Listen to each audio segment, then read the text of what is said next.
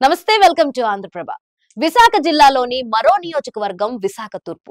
ఇది కూడా 2009లో నియోజకవర్గాల పునర్విభజనలో భాగంగానే ఏర్పాటైంది. ఇప్పటి వరకు జరిగిన 3 ఎన్నికల్లోనూ ఇక్కడ టీడీపీ విజయఢంకా మోగించింది. 3 టైమ్స్ టీడీపీ నుంచి వెలగపూడి రామకృష్ణబాబు విజయం సాధిస్తూ వచ్చారు. హ్యాట్రిక్ విజయాలతో ఊపు మీద ఉన్న వెలగపూడి రామకృష్ణబాబు 4వ ఎన్నికల్లోనూ గెలుపు తనదే అన్న కాన్ఫిడెంట్ తో ఉన్నారు.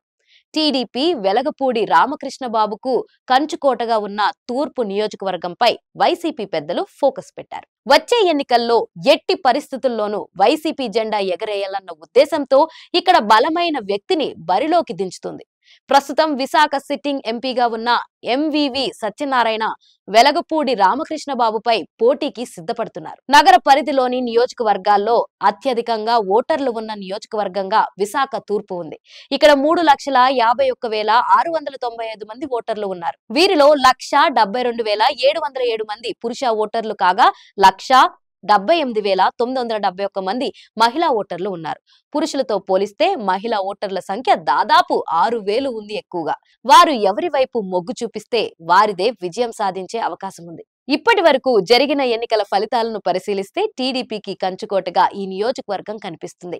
ప్రతి ఎన్నికల్లోనూ సైకిల్ పార్టీకి భారీగా మెజారిటీ వస్తుంది. గత ఎన్నికల్లో వైసీపీ ప్రభంజనం రాష్ట్రమంతా ఉన్నా ఇక్కడ టీడీపీ భారీ మెజారిటీతో గెలుపొందింది. 2009లో జరిగిన ఎన్నికల్లో టీడీపీ నుంచి పోటీ చేసిన వెలగపూడి రామకృష్ణబాబు విజయం సాధించారు. తన సమీప ప్రత్యర్థి ప్రజారాజ్యం పార్టీ నుంచి పోటీ చేసిన సిహెచ్ వంశీకృష్ణ శ్రీనివాస్ పై 4,031 ఓట్ల తేడాతో గెలుపొందారు. 2014లో జరిగిన ఎన్నికల్లోనూ మరోసారి వెలగపూడి విజయం సాధించారు.